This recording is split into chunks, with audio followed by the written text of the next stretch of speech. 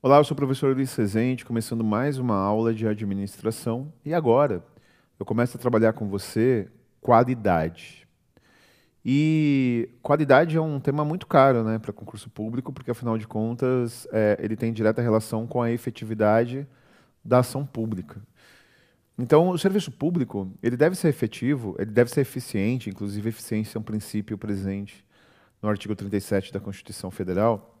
Ele deve ser eficaz, ele deve fazer aquilo que ele se propõe a fazer, mas, acima de tudo, ele deve ser efetivo. E a efetividade é a percepção de qualidade. E quando você é efetivo, você tem pontos positivos, que são os valores agregados, muito maiores, muito mais importantes do que os pontos negativos, do que os custos. É igual essa aula, né? Se você está assistindo essa aula, você adquiriu alguma assinatura ou curso nosso. E você teve custo, né? Você pagou pelo curso. Ah, mas, tá, você pode ter sido sorteado numa promoção. Mas você tem o custo do tempo que você dedica assistindo a aula, você tem o custo da internet, mesmo que seja ínfimo, né? Então a qualidade é a subtração dos valores pelo custo. E quando os valores eles são maiores do que o custo, você tem percepção de qualidade, você tem notoriedade de qualidade. E existem ferramentas, né? Porque falar de qualidade é muito generalista, né? Ah, eu busco a qualidade. Tá bom, a gente sempre busca qualidade em tudo, genericamente. Mas o que significa buscar a qualidade? O que significa, na administração pública, você mensurar a qualidade? Você já aprendeu comigo, eu já pontuei isso com você em aulas anteriores, que a administração é uma ciência humana.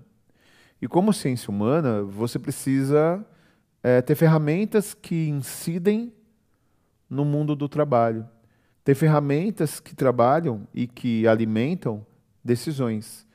Então essa aula, ela tem por objetivo apresentar 5 ferramentas, dentre as 1000 ferramentas que existem de qualidade, porque são as ferramentas historicamente escolhidas para serem utilizadas na administração pública desde a reforma administrativa dos anos 90, capitaneada por Bresser Pereira, que você aprende lá com o professor Baldatti nas aulas de administração pública. Então vamos lá, vamos para o material e vamos começar pelo ciclo PDCA. O ciclo PDCA, na verdade, é o desenvolvimento de um conceito chamado Kaizen. Então você tem o conceito Kaizen e você tem como decorrência do conceito Kaizen o PDCA. Vamos lá, vamos entender o que é esse tal de Kaizen. A sociedade japonesa ela tem durante milênios uma frase que é uma toda sociedade tem uma frase, né? Ou frases, né? E sabe, tipo, brasileiro não desiste nunca, jeitinho brasileiro, etc e tal. E existe uma frase milenar que é fazer hoje melhor do que ontem e fazer amanhã melhor do que hoje.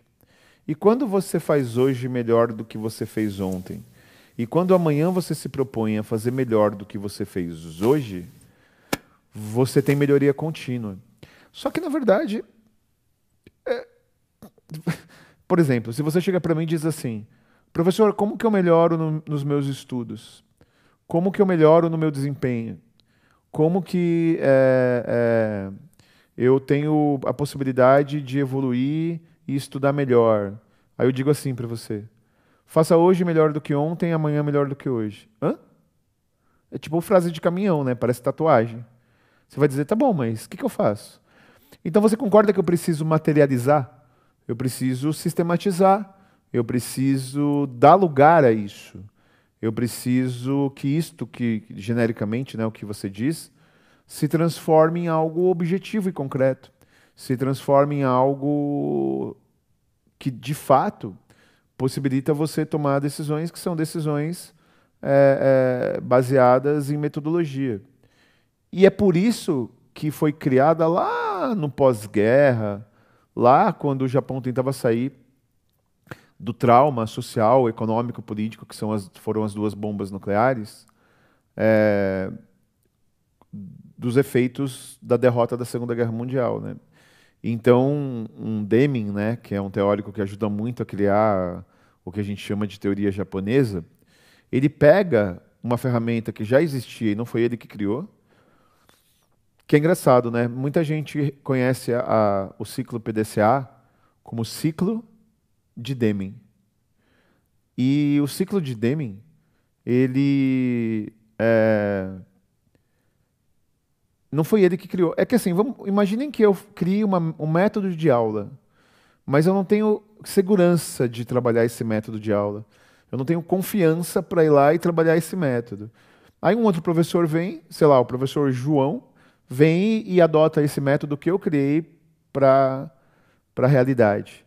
E aí o mundo não vai ficar conhecendo como o método do Resende, vai ficar conhecendo como o método do João. Então o Deming aplica, né, na Toyota do Japão esse ciclo PDCA para materializar o ciclo de Deming. Então vamos lá. Olha só. O que é o PDCA?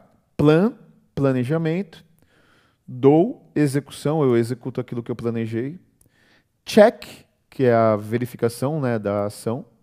E depois que eu verifico aquilo que eu executei em comparação àquilo que eu planejei, aí eu tenho a ação. E existem duas ações possíveis. Ou a ação de reafirmação, tá tudo bem, tá tudo certo, vamos tocar o barco, ou alguma coisa está errada. Então o PDCA ele dialoga com o Kaizen, vem comigo. Eu vou trabalhar aulas específicas de ferramentas específicas, não todas as principais. Só que essa aula, ela serve para você se ambientar o tema e serve para você responder aquela questãozinha clássica que é: quais as ferramentas de qualidade? Eis as ferramentas de qualidade. Eis as ferramentas que aparecem em prova como ferramentas de qualidade. Perfeito? Árvore das decisões. Vamos lá para o material. A árvore das decisões, ela sempre parte de uma pergunta, sim ou não? E essa pergunta, sim ou não, ela vai me dando várias alternativas. E essa progressão de alternativas não é necessariamente linear. Então, uma saída pode levar a outra, um caminho pode levar a outros. Então, para que serve a árvore das decisões? Para evitar o famoso caminho crítico. E esse caminho crítico que você tem pode ser pautado em um caminho crítico financeiro, um caminho crítico operacional. Vem comigo. Eu vou dar um exemplo da nossa vida para você entender como serve a árvore das decisões. Ó, questãozinha clássica, hein? Indique a alternativa que apresenta o resultado da árvore das decisões.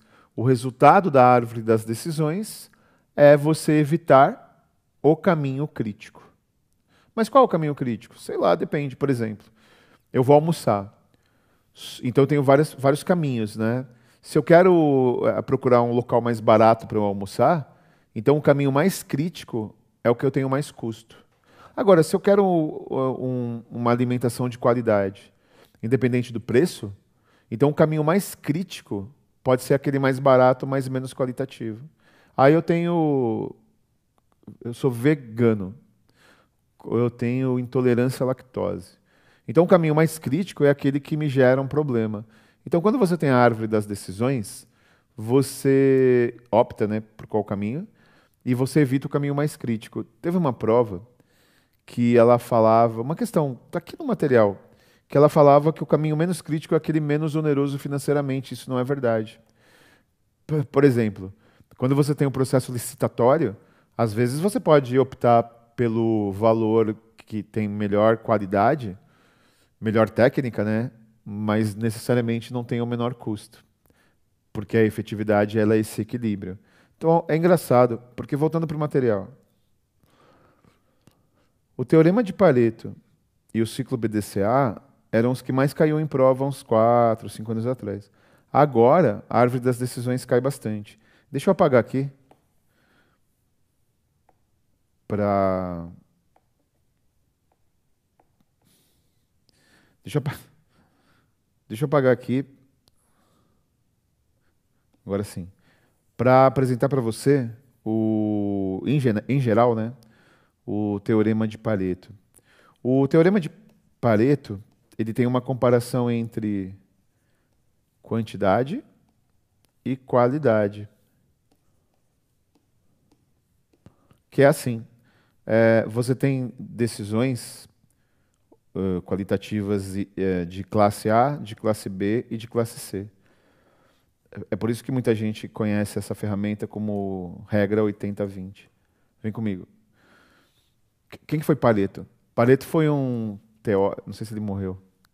Pareto foi ou é um teórico italiano que ele estudou divisão de renda em países europeus. E ele chegou à conclusão de que existe uma divisão de renda que é baseada em 80% da população dos países ter. Não, deleta. Que 20% da população dos países ter 80% da riqueza dos países. 30% da população dos países tem 15% da riqueza dos países. E 50% da população dos países tem apenas e tão somente 5% das riquezas dos países. Você pode achar que é absurdo isso, mas um estudo da Unesco determina que, eu vou falar uma coisa agora assustadora, que você tem que todo dia acordar e pensar nisso.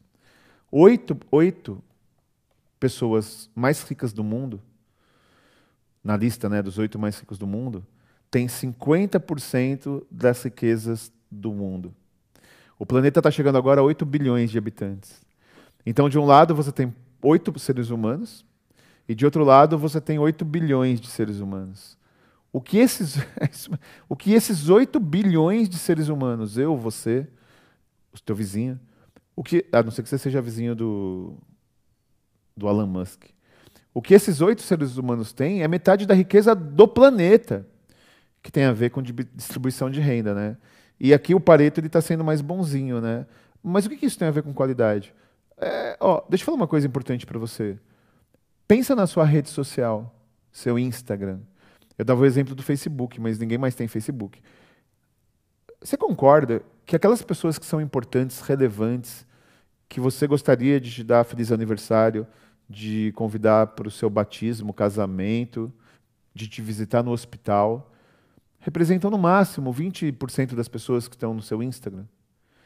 Aí você tem um percentual, que é um percentual de pessoas que você conversa eventualmente, mas que não são extremamente significativas.